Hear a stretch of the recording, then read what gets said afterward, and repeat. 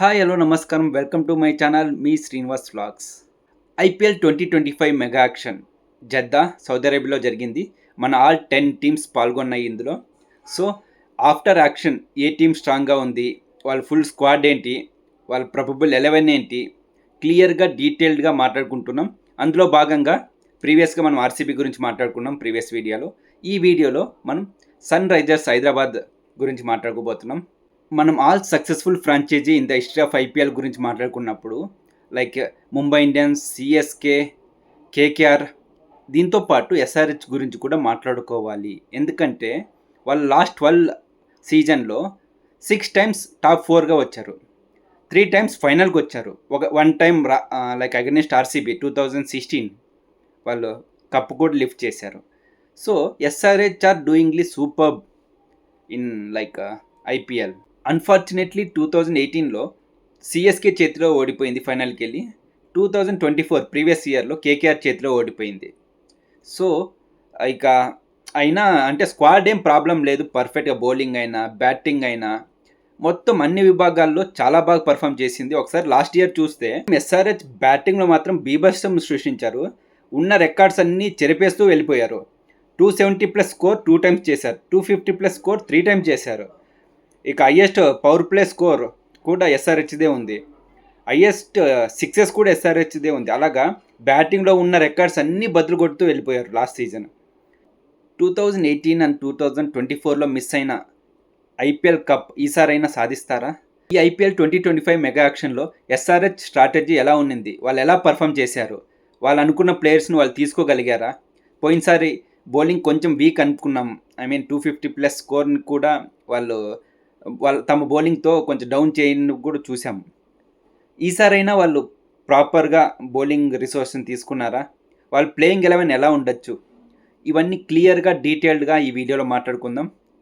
ఇక ఆలస్యం ఎందుకు, మొదలెడదామా? Let's get started. ఎస్ఆర్హెచ్ తన దగ్గర ఉన్న రిసోర్సెస్ని పర్ఫెక్ట్గా యూటిలైజ్ చేసుకుంది. లైక్ రీటెన్షన్ చేసుకోవడం అయినా కానీ, లైక్ మంచి మంచి ప్లేయర్స్ని రిటైన్ చేసుకుంది. తర్వాత ఆక్షన్లో స్ట్రాటజీస్ అయినా బైస్ అయినా పర్ఫెక్ట్గా బై చేసింది. ఏ ప్లేయర్ని తీసుకోవాలి ఏంటి అని ప్రాపర్ అనలైసిస్తో ప్రాపర్ స్ట్రాటజీతో వెళ్ళింది. Not only this time, since 2018 SRH are doing superbly well in the auction. Like 2018 నుంచి చాలా బాగా ఆక్షన్లో పర్ఫామ్ చేస్తూ ఉంది. కావ్య మారన్ మరియు తన మేనేజ్మెంట్ అంతా, అక్కడ స్క్వాడ్ అయినా కానీ టీమ్ మేనేజ్మెంట్ ఆక్షన్లో మాత్రం చాలా బాగా పర్ఫామ్ చేస్తున్నారు. చాలా మంచి మంచి ప్లేయర్స్ని తీసుకుంటున్నారు, దానికి తగ్గట్టు మంచి రిజల్ట్స్ కూడా వస్తున్నాయి. ఈసారి జరిగిన ఐపీఎల్ మెగా యాక్షన్ 2025కు ముందు ఎస్ఆర్హెచ్ టీమ్ 5 ప్లేయర్స్ని రిటైన్ చేసుకుంది. అందులో క్లాసేన్కి 23 crores ఇచ్చింది, కెప్టెన్ ప్యాట్ కమిన్స్కి 18 crores ఇచ్చింది, అభిషేక్ శర్మకి మరి ట్రావిస్ హెడ్కి 14 crores ఇచ్చింది. తర్వాత మన లోకల్ బై నితీష్ రెడ్డికి 6 crores ఇచ్చి రిటైన్ చేసుకుంది. ఇక ఐపీఎల్ మెగా యాక్షన్లో ఎస్ఆర్హెచ్ బై చేసిన ప్లేయర్ లిస్ట్ చూస్తే ఫస్ట్గా ఈశాన్ కిషన్కి 11.25 crores ఖర్చు పెట్టారు. Ishan Kishan Indian wicket keeper batsmen. ఇక మహమ్మద్ షమీకి 10 crores ఖర్చు పెట్టారు. మహమ్మద్ షమీ మనకు తెలుసు, fast bowler, Indian team. Harshal పటేల్కి 8 crores ఖర్చు పెట్టారు. హర్షల్ పటేల్ మన ఇండియన్ ఫాస్ట్ బౌలర్. యాక్చువల్లీ తను మంచి స్లో పిచ్చెస్ మీద మంచి అసెట్ అనమాట. తన వేరియేషన్ చూపించగలడు, బౌలింగ్లో స్లో బాల్స్ వేయగలడు. ఇక హర్షల్ పటేల్ని పర్పల్ పటేల్ అంటారు. లాస్ట్ పర్పల్ క్యాప్ హోల్డర్ అనమాట last but one season I think, yeah. So last but one సీజన్లో పర్పల్ క్యాప్ హోల్డర్ అనమాట, ఆర్సీబీ సైడ్ ఆడే టైం అప్పుడు. అలాగా మంచి అంటే 2 times పర్పల్ క్యాప్ గెలుచుకున్నాడు హర్షల్ పటేల్. సో తన్ని 8 crores పెట్టి కొనుక్కున్నారు. తర్వాత రాహుల్ చాహర్, మన leg spinner, Indian leg spinner, తను 3.2 crores ఖర్చు పెట్టి తీసుకున్నారు. రాహుల్ చాగర్ కూడా మంచి స్పిన్ దాంట్లో వాళ్ళకి ఎస్ఆర్హెచ్కి సహాయపడతాడు. తర్వాత అభినవ్ మనోహర్కి 3.2 crores ఖర్చు పెట్టి తీసుకున్నారు. అభినవ్ మనోహర్ ఒక స్టీల్ వీళ్ళకి ఎస్ఆర్హెచ్కి ఇప్పుడు. ఎందుకంటే రీసెంట్గా కన్క్లూడ్ అయిన కేపీఎల్, కర్ణాటక ప్రీమియర్ లీగ్లో అభినవ్ మనోహర్ పర్ఫార్మెన్స్ చూసిన ఎవరైనా ఇదే చెప్తారు. Like big hits, highest sixes ఉన్నాడు కేపీఎల్లో, హైయెస్ట్ సిక్సెస్, మంచి పవర్ హిట్టర్ అనమాట తిను. లైక్ లోయర్ మిడిల్ ఆర్డర్ వచ్చి బాగా ఆడగలడు. సో తన్ని 3.2 crores ఖర్చు పెట్టి తీసుకున్నారు. యాక్చువల్లీ నేను ఆర్సీబీ వాళ్ళు తీసుకుంటారు తిండి లోకల్ ప్లేయర్ అనుకున్నాను. మంచి అంటే చూసింటారని. కానీ ఈజీగా ఎస్ఆర్హెచ్కి వదిలేశారు అందరు కలిసి. ఆడమ్ జంపా ఓవర్సీస్ స్పిన్ కోటాలో వస్తాడు. తన్ని కూడా 2.4 crores ఖర్చు పెట్టి ఎస్ఆర్హెచ్ తీసుకున్నారు. సో ఇది కూడా మంచి బయ్యే. వాళ్ళకి ఓవర్సీస్ స్పిన్ కోట ఆడమ్ జంపా కవర్ చేస్తాడు. తర్వాత ఇక సిమర్జీత్ సింగ్, తిను ఫాస్ట్ బౌలర్ అనమాట. లాస్ట్ టైం సిఎస్కేకి ఆడాడు.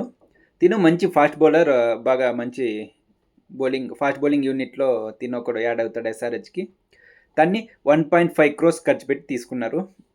ఇక Sri Lankan fast bowler Ishan Malinga, తను 1.2 crores ఖర్చు పెట్టి తీసుకున్నారు. తిను మంచి శ్రీలంకన్ బౌలర్, ఫాస్ట్ బౌలింగ్ యూనిట్లో ఉంటాడు. బ్యాకప్ లైక్ మన ఓవర్సీస్ ఫాస్ట్ బౌలర్ ఉన్నారు కదా, ఎవరికైనా బ్యాకప్గా ఉంటాడు. లేదంటే మెయిన్ 11లో కూడా ఆడే ఛాన్సెస్ ఉన్నాయి. మంచి ఫాస్ట్ బౌలరే. ఇక నెక్స్ట్ జయదేవ్ ఉన్నత్కట్ లాస్ట్ సీజన్ కూడా ఎస్ఆర్హెచ్కి ఆడాడు. తన్ని మళ్ళా బై చేశారు ఈసారి జయదేవ్ ఉన్నత్కట్ 1 crores వచ్చాడు. వాళ్ళకి ఇదొక మంచి బై అనమాట. Jaydev Unadkat left hand fast bowler. వీళ్ళకి యాక్చువల్లీ ఎస్ఆర్హెచ్కి అందరూ right hand fast bowler, right hand వాళ్ళే వీళ్ళందరూ. So Jaydev Unadkat left hand fast bowler, కొంచెం వేరియేషన్కి ఉంటుంది. ఎందుకంటే నటరాజ్ను వదిలేసుకున్నారు. ఈసారి నార్మల్గా నటరాజ్ ఉండేవాడు లెఫ్ట్ హ్యాండ్ ఫాస్ట్ బౌలర్ ఎస్ఆర్హెచ్కి. ఈసారి జయదేవ్ ఉన్నత్కట్. ఇక నెక్స్ట్ బ్రైడన్ కర్స్ అని ఇంగ్లాండ్ ఫాస్ట్ బౌలర్. తిను మంచి తిను కూడా 1 crores వచ్చాడు. మంచి తిను బౌలింగ్ ఆల్రౌండర్ అనమాట. తిను మంచిగా ఫాస్ట్ బౌలింగ్ వేయగలడు. దాంతోపాటు మంచి లోయర్ ఆర్డర్లో బ్యాటింగ్ కూడా చేయగలడు. తిను మంచి బయ్యే, 1 crores వచ్చాడు. ఇక కామిండు మెండిస్ ఏంటంటే Sri Lankan batsmen. Actually batting allrounder, 75 lakhs వచ్చాడు. దీని గురించి స్పెషాలిటీ ఏంటంటే తిను slow left arm orthodox bowling వేయగలడు. ఇక రైట్ ఆర్మ్ ఆఫ్ బ్రేక్ వేయగలడు. రెండు చేతులతో బౌలింగ్ వేయగలడు. ఇది తిన స్పెషాలిటీ అనమాట.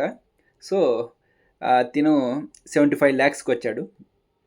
ఇక జీసాన్ అన్సారీ, తను బౌలర్ అనమాట. 40 lakhs తీసుకున్నారు.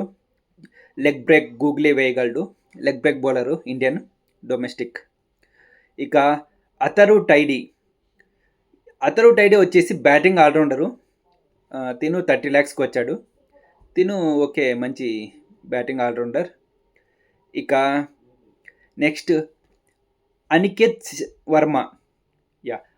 వర్మ వచ్చేసి తిను బ్యాటింగ్ ఆల్రౌండరే, 30 lakhs వచ్చాడు. యాక్చువల్లీ లైక్ ఇప్పుడు రీసెంట్ డొమెస్టిక్ సీజన్ చూస్తే అనికేత్ వర్మ చాలా చాలా ఇంప్రెసివ్ బ్యాటింగ్ ఆల్రౌండర్ అనమాట. మంచి తిను కూడా పవర్ ఇట్టారు, బాగా మంచి బ్యాటింగ్ చేయగలడు. తను కూడా బేస్ ప్రైస్ 30 lakhs వచ్చేసాడు. ఇది కూడా మంచి by ఎస్ఆర్హెచ్కి.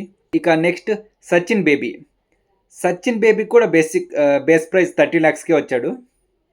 Right arm off break bowler plus right hand batsmen. Sachin baby అంటే ఏదో చిన్నపిల్లోడు అనుకునేవారు, కాదు. Sachin baby 35 years old, experienced batsmen. తను కేరళ సైడ్ ఆడుతూ ఉంటాడు. కేరళతో పాటు ఆర్ఆర్ సైడ్ ఆడాడు, ఆర్సీబీ సైడ్ ఆడాడు. ఇక డిఫరెంట్ టీమ్స్కి ఆడాడు. తిను మంచి ఎక్స్పీరియన్స్డ్ క్యాంపియన్ నేనే. సో తన్ని కూడా బేస్ ప్రైస్ 30 lakhs తీసుకున్నారు. ఇది ఎస్ఆర్హెచ్ స్క్వాడ్. సో ఎస్ఆర్హెచ్ ఈ ఐపీఎల్ మెగా ఆక్షన్లో వాళ్ళకున్న ఆల్ పజల్స్ని సాల్వ్ చేసిందనమాట. Like all main batsmens are covered, all perfect allrounders are covered, all perfect bowlers. Previous సీజన్గా కొంచెం బ్యాలెన్స్ తప్పిందనిపించింది బౌలింగ్లో. ఎందుకంటే వాళ్ళు బ్యాట్స్మెన్స్ ఎంత మంచిగా బ్యాటింగ్ ఆడి స్కోర్ చేశారు, బౌలర్స్ కూడా అంత ధారాళంగా ఇచ్చారు స్కోర్ కూడా. సో అది కూడా ఈసారి కవర్ చేశారు. ఇక వికెట్ కీపర్స్ స్లాట్స్ కూడా మంచిగా కవర్ చేశారు. So SRH this time perfectly covered all the puzzles out there. Previous season లాగే ఎస్ఆర్హెచ్ ఈసారి కూడా చాలా స్ట్రాంగ్ ఉంది. ఎస్పెషల్లీ వాళ్ళ బ్యాటింగ్ ఆర్డర్ ఒకసారి చూస్తే ఈశాన్ కిషన్ యాడ్ అవ్వడం వల్ల ఇంకా స్ట్రాంగ్ అయింది. Like previous season openers Travis Head, Abhishek శర్మతో పాటు ఈసారి ఈశాన్ కిషన్ 1 down, తర్వాత క్లాసెన్, నితీష్ రెడ్డి, ఆ, మన అభినవ్ మనోహర్, అనికేత్ శర్మ ఆర్ అథర్వ టైడే, తర్వాత బ్రైడన్ కర్స్. ఇక్కడ వరకు బ్యాటింగ్ ఉంది వాళ్ళది. ఒకవేళ బ్రైడన్ కర్స్ వద్దనుకుంటే లైక్ బౌలర్ ఆడమ్ జంపా వస్తాడు. బౌలింగ్ కూడా చాలా స్ట్రాంగ్ అయింది ఈసారి. ఆడమ్ జంపా ఉన్నాడు, రాహుల్ చాహర్ ఉన్నాడు స్పిన్ డిపార్ట్మెంట్లో. ఇక ప్యాట్ కమిన్స్ కెప్టెన్ ఉన్నాడు. మొహమ్మద్ షమీని తీసుకున్నారు ఈసారి. భువనేశ్వర్ కుమార్ బదులు మొహమ్మద్ షమీ వచ్చాడు.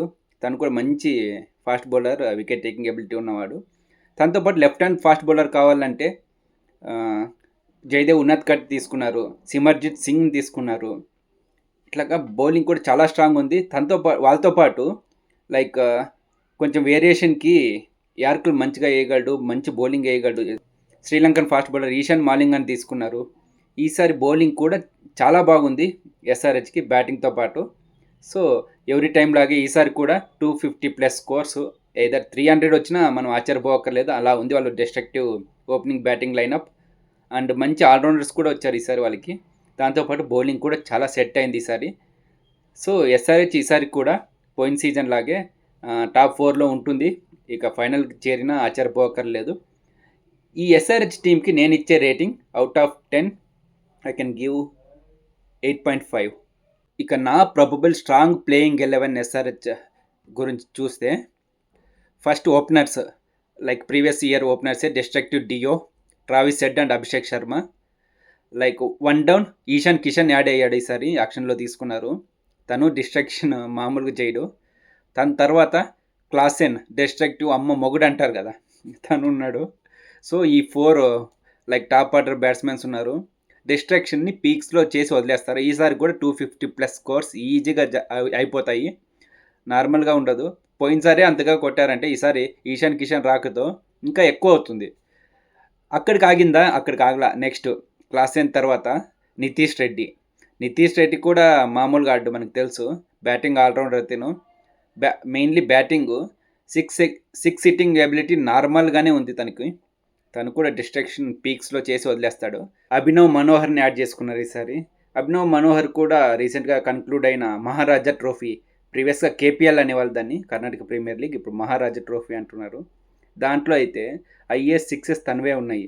మామూలుగా చిన్నస్వామిని షేక్ చేశాడు. సో తను ఆడతాడు.